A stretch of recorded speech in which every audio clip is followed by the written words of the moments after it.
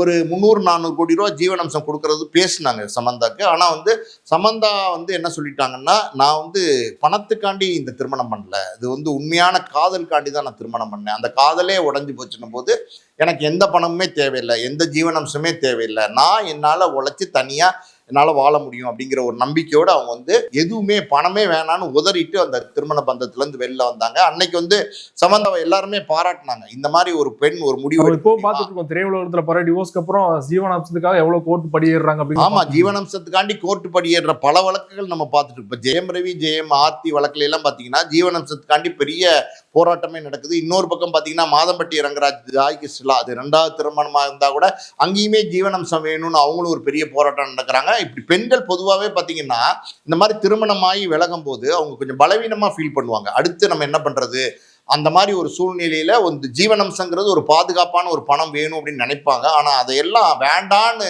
தூக்கி எறிஞ்சிட்டு போறதுக்கு ஒரு மன தைரியமும் ஒரு மனப்பக்குவம் வேணும். அது சமந்தாக்கு இருந்தது.